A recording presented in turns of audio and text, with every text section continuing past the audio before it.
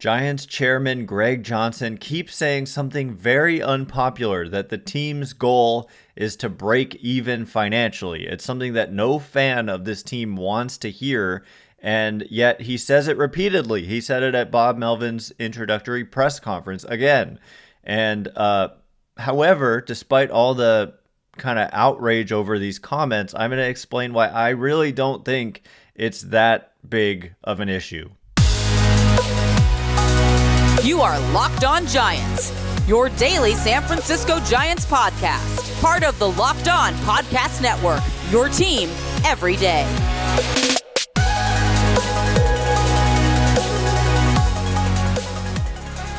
Hello and welcome to Locked On Giants, part of the Locked On Podcast Network, where it's your team every day.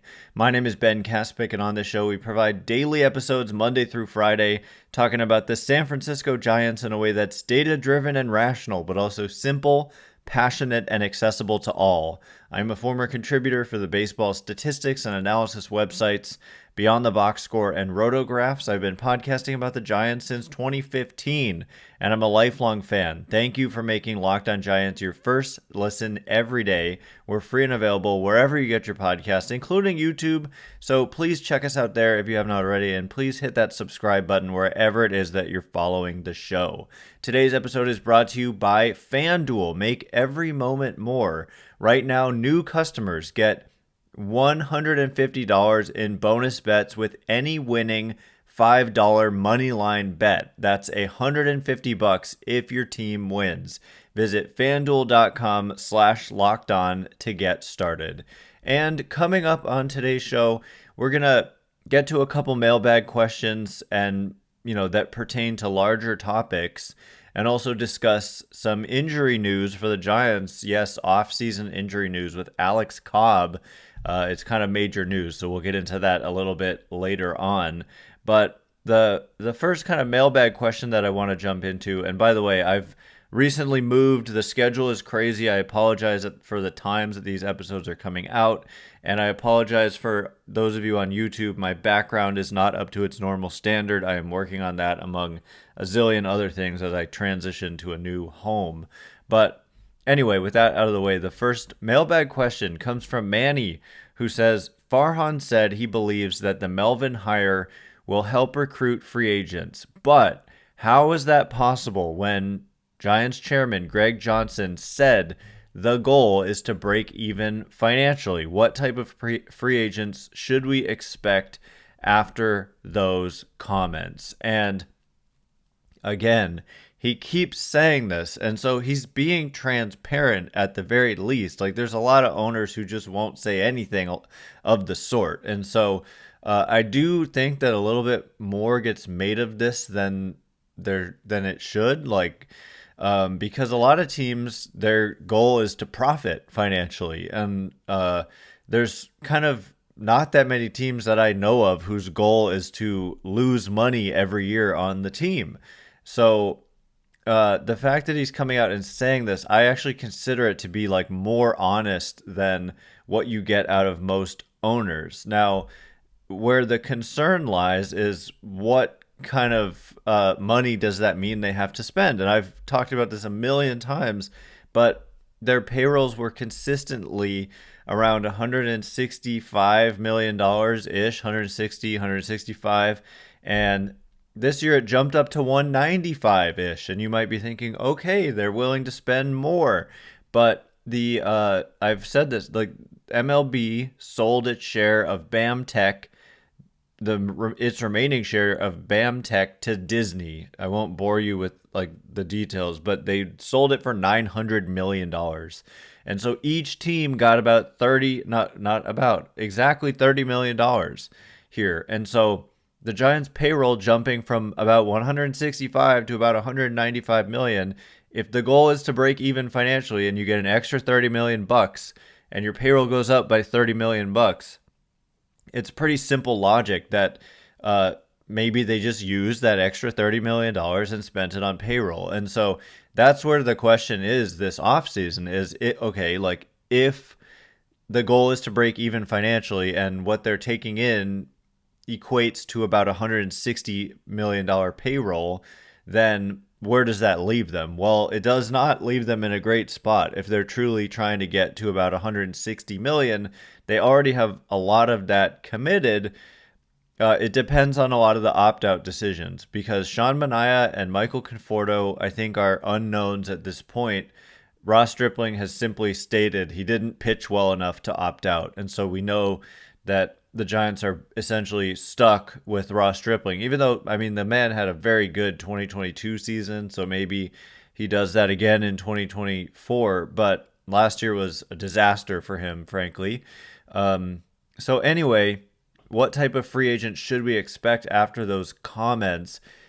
Part of the context, if you listened, I'm not assuming, Manny, that you didn't listen to the full comment by Greg Johnson, but I mean, he was asked about the payroll and stuff, and he just kind of gave a somewhat honest seeming answer.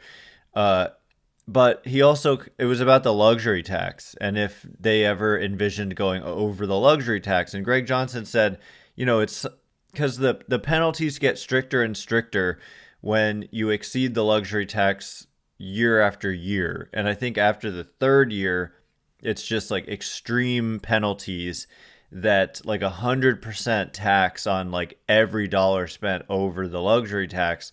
So if you exceed it by $100 million, you're literally paying $200 million instead of $100. And that's kind of what we've seen out of like the Mets owner, Steve Cohen, is he's paying huge amounts of tax for having such a high payroll. And so for that reason, but like if you do it just one time and then you get back underneath it, it like resets and then it starts. If you do it again, that's like the first year. You know what I'm saying? You have to repeat it year after year for those penalties to get stiffer and stiffer. And so in this comment, he said like we could see ourselves exceeding it for the right player for maybe a year, but then trying to get back underneath it. And so it's not Steve Cohen. You're not hearing an owner say like, I'm going to lose hundreds of $1 million. I don't care. And I just want to make the team, as good as possible, no matter what it costs. That's not what you're hearing. No, but you're also not hearing like there's, gray area here. You're not hearing, whatever you would hear from John Fisher, the A's owner, if he were to give honest public comments where it's like they're not willing to spend a dime more than the bare minimum. And that's not what the Giants are doing. And so I think it just depends, like if the payroll really is restricted at about 160 something million, but like he basically said that's the goal, and he doesn't, I don't think, mean like that's the ultimate goal of the San Francisco Giants is to break even financially, because why would it be?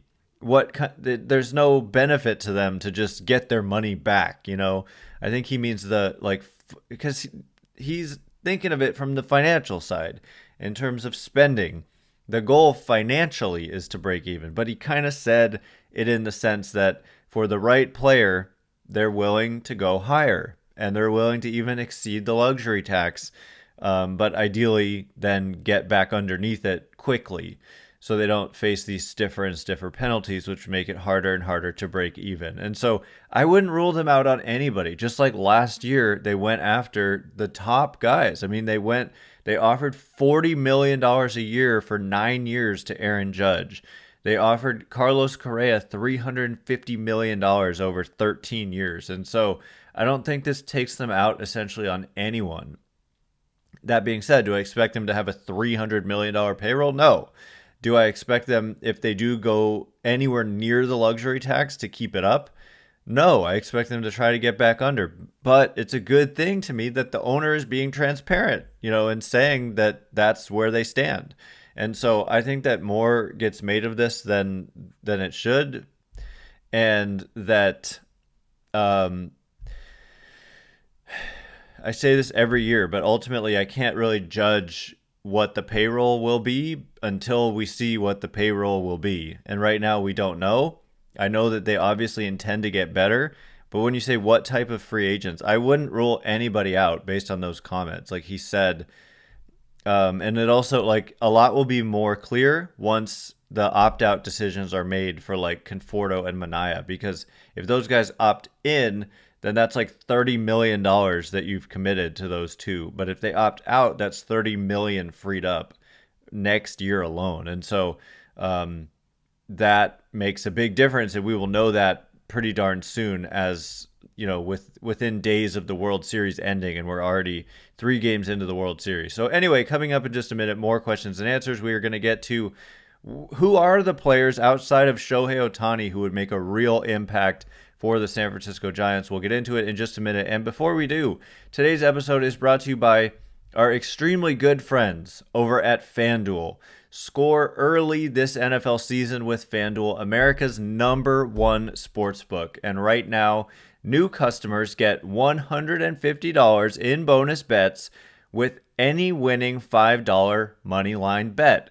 That's $150 if your team wins.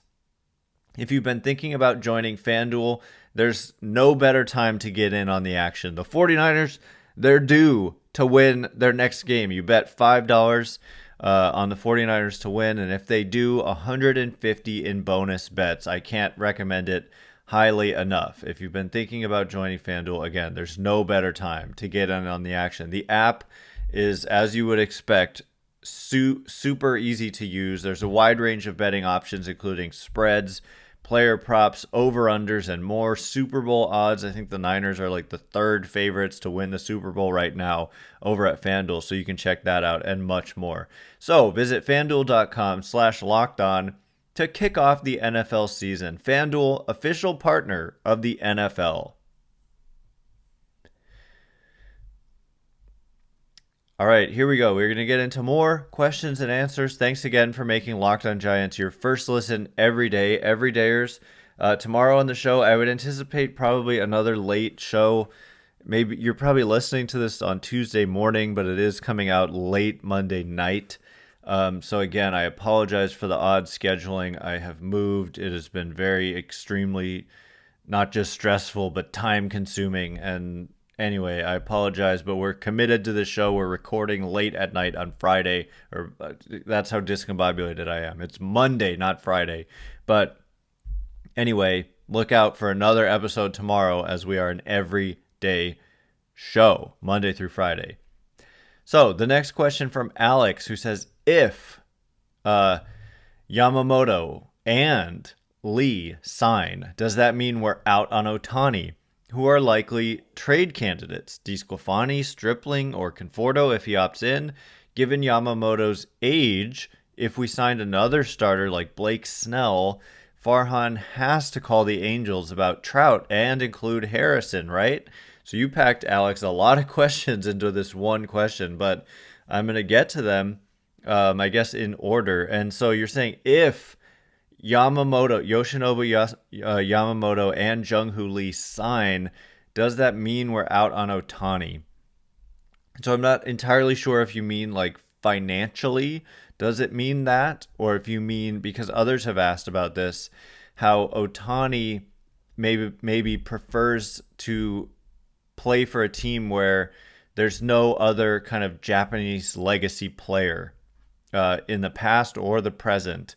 So it kind of maybe rules out the Cubs, and I'm forgetting the name of the player that they have that the Giants wanted as well, who he never even came to San Francisco because he heard it was, really disgusting or something from Japanese media. How am I forgetting his name? It's because I'm so overwhelmed and stressed with this move. But regardless, maybe you mean because Yoshinobu Yamamoto is coming out of Japan and he's a star and he's going to get probably north of $200 million from what I understand. If you sign him, is Ohtani yeah, I'm going to let him do his thing in San Francisco and I'm going to go somewhere else? And Jung-hoo Lee is from Korea, so maybe that's not the same situation. So maybe you do mean financially. Again, it depends on if you have $30 million committed to Conforto and Manaea or not. Maybe one of them opts in, one of them opts out, or they both opt in, or they both opt out. And we just don't know at this point in time. So we're going to have to wait on that. But I would imagine, realistically speaking, just getting Yamamoto and Lee would be like an enormous offseason for the Giants. They would probably make some other moves too, but they would be probably smaller. So to realistically expect or even imagine that they would get Yamamoto, Lee, and Shohei Ohtani, that's just like, I can't possibly even go there with a straight face and say that, yes, they're going to get all three of these guys. I mean, that would be a dream come true. And so if Yamamoto and Lee sign, does it mean we're out on Ohtani? Probably. They're probably out on Ohtani just by pure odds anyway. I think they'll go after him. But that legacy, Japanese legacy kind of thing, from what I have read, like maybe Seattle is out of the picture because of Ichiro. And so the Giants are, I think they really hurt themselves by having a bad year. I said at the beginning, in last offseason, at the beginning of the year, Giants need to have a good year to make San Francisco look like an attractive winning destination for Ohtani, and they haven't done it. And so that's a huge failure, especially if that really does play into his considerations on where to sign. So anyway, moving on to your next question, who are likely trade candidates, DeSclafani, Stripling, or Conforto if he opts in? So DeSclafani I don't think has much trade value. I suppose there could be a team. I mean, you'd probably have to eat. He's owed $12 million, and just the injuries have piled up, and I don't think there's much trade value there at all. Like, basically, you wouldn't get almost anything of any value at all for 1 year of DeSclafani, and for Stripling, kind of the same thing. But there could be a team that could have some interest if they're looking for starting pitching depth. Like maybe if a lot of the starters have signed elsewhere, maybe they tried to sign a guy and they didn't, and they're looking for kind of depth starting pitching, but you're not getting much for either of those guys. The main thing you would get potentially is some money cleared, like if there is some kind of cap, which there's no salary cap in baseball, but if they're restricting themselves financially, then moving these guys each owed about $12 million, depending on how much the other team takes on, would have an effect of some kind. And Conforto, if he opts in, I think Conforto could have some trade value, like on it would basically be a 1 year, $18 million deal. Former borderline star player, didn't have a great year at all last year. It was decent, but not great. But he could have some trade value. But I think in terms of who are the likely trade candidates, I would point more towards some of the younger pitching that's not Kyle Harrison, like Keaton Winn or Tristan Beck, and then some of these other guys that Farhan Zaidi has mentioned as the next wave of pitching that's coming. I forget exactly who he named, but like Hayden Birdsong, and there's somebody else who's in AAA who made it to AAA at the end of the year. I forget the names, but just like they've got this wave of young pitching that's not necessarily on the Kyle Harrison level, but is still like Tristan Beck. Like, we were all really impressed. Those of us who watched a lot of the Giants this season or all of the Giants games, Tristan Beck showed us a lot. And he's not a top prospect. No one had him on a top prospect list. Nonetheless, he was a rookie this year, and there's definitely interest in a guy like that. And if they have Webb, and if they sign a Yamamoto, and they have Cobb coming back, which again, we'll talk about his injury situation a bit later. And then, like you said, if they also sign a guy like Snell, then all of a sudden you can trade from that depth. But I think they'd rather hold on to Kyle Harrison. I did answer a question. Maybe you heard it because you asked this before I answered it. But I talked about the hypothetical Harrison for Trout. It wasn't just Harrison for Trout straight up trade on the last episode we did on Friday. So if you want to hear my thoughts on that hypothetical trade, you can go check it out. But basically, I turned it down and said I'm keeping Harrison. It was more complicated of an answer than that. It wasn't that straightforward. But I don't really see them. I think keeping Harrison is something they probably really want to do unless it's the absolute right player, and an aging and very injury prone recently Mike Trout, I'm not sure is the right guy there. And so that actually answers all of the different parts of the question. So coming up in just a minute, we're going to shift gears and get into the injury situation with Alex Cobb. It's more dire than I thought, and it definitely could play and will play into the Giants' offseason plans. So more about that situation in just a minute, and before we get into it, all right, as promised, more about the Alex Cobb injury situation. It's kind of substantial news, and it just came out tonight. So maybe I'm glad that I am recording at about 10 p.m. on a Monday. And again, I apologize for that. Thanks again for making Locked On Giants your first listen or your last listen every day. Every dayers or every nighters, as somebody joked on Twitter. I appreciate the sense of humor.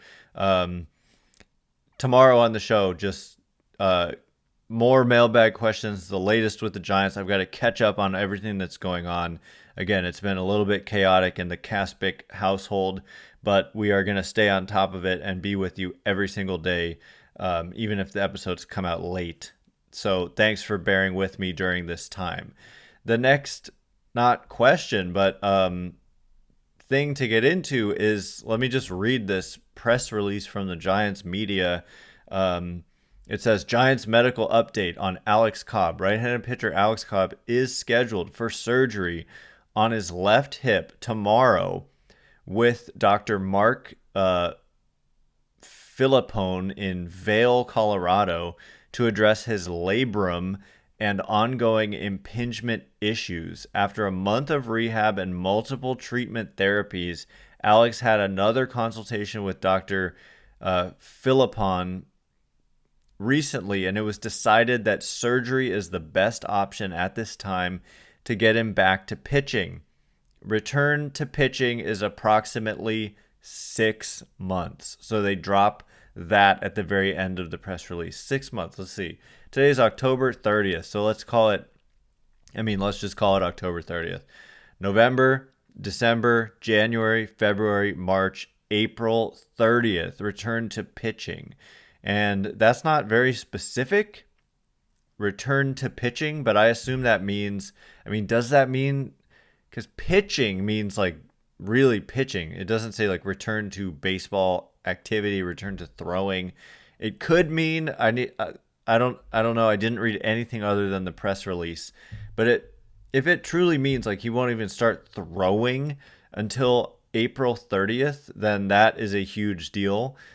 Even if it means like returning to playing in games, it would mean missing a month. And oftentimes these things get, they say April 30th or whatever, and then it ends up just getting pushed back. There are setbacks.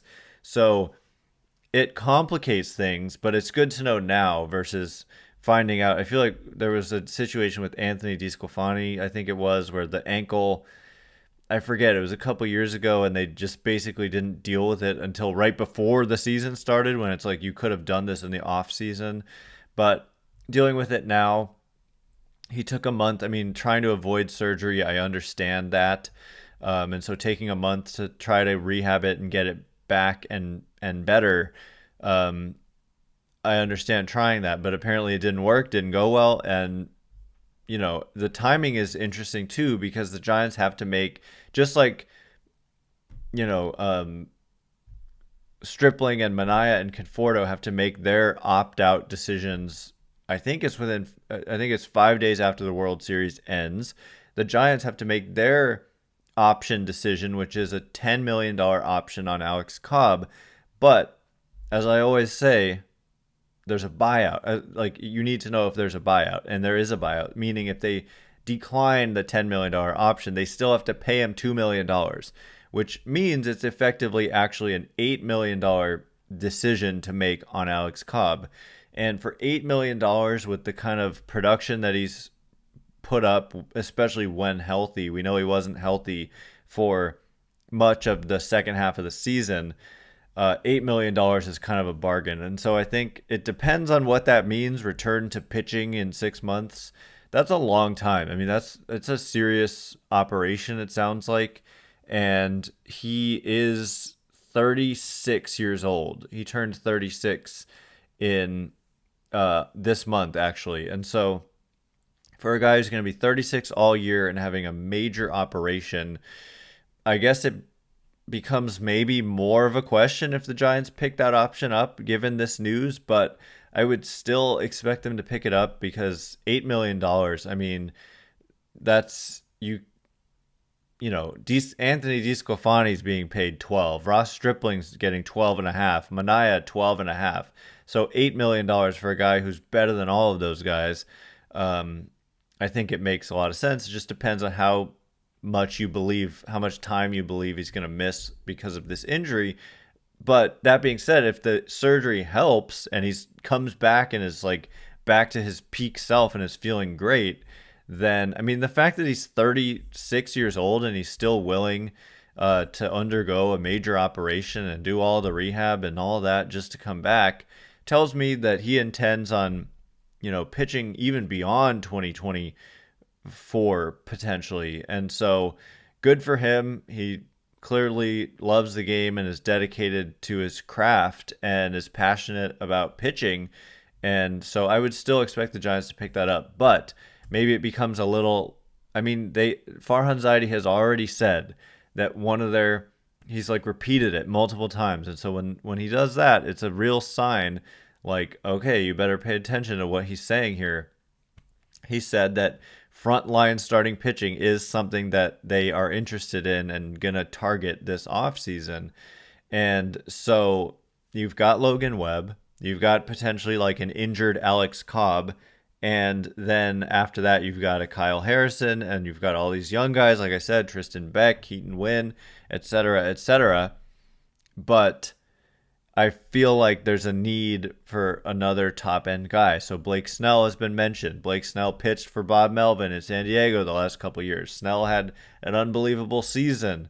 Probably going to win the Cy Young Award. And there's also Yoshinobu Yamamoto out of Japan, who's probably going to get in excess of $200 million. And Farhan Zaidi was literally in Japan watching Yamamoto like last week or 2 weeks ago now at this point, I think.